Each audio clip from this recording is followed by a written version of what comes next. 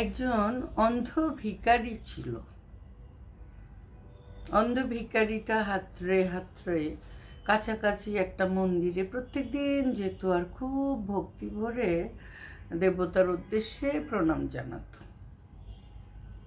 সেই মন্দিরে যে পুরোহিত ছিলেন উনি আবার এটা খেয়াল করতেন এবং খেয়াল করে দেখতেন যে না, ওর মনে আসলেই ভক্তি আছে। তো কি বুঝে সেই বৃদ্ধ পুরোহিত একদিন তাকে বলল, শোনো, তোমার ভক্তিতে ভগবান অনেক খুশি হয়েছেন, তুমি একটা বর চাও। একটা বর, কিন্তু বেশি না, একটা বর চাও, পেয়ে যাবে। অন্ধ ভিক্ষুক চিন্তা করছে কি চাইবে। সে কি তার দৃষ্টিশক্তি ফিরে চাইবে, দীর্ঘায়ু চাইবে, আত্মীয় স্বজন চাইবে, টাকা পয়সা চাইবে, জায়গা জমি ঘর বাড়ি এগুলো চাইবে? কি যে চাইবে সে বুঝে উঠতে পারছে না। সে পুরোহিতকে সে বলল, আমাকে একটা দিন সময় দেন, আমি আগামীকাল এসে বর চাইব, আমি একটু চিন্তা ভাবনা করি। বলেছে ঠিক আছে। সে খুব চিন্তা ভাবনা করে, বুঝছো, পরের দিন এসে পুরোহিতকে যা বলল, দেখো, কারোর সাথে আলাপ করেনি। অন্ধ ভিখারি নিজে নিজেই চিন্তা করে এই বর চাওয়ার বিষয়টা ফায়সালা করেছে।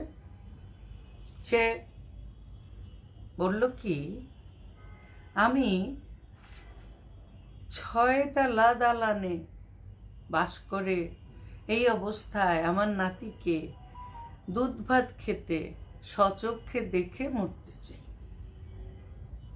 নিজস্ব 6 তলা দালান, সেখানে তার নাতি দুধ ভাত খাচ্ছে, এটা সে স্বচক্ষে দেখে মরতে চায়।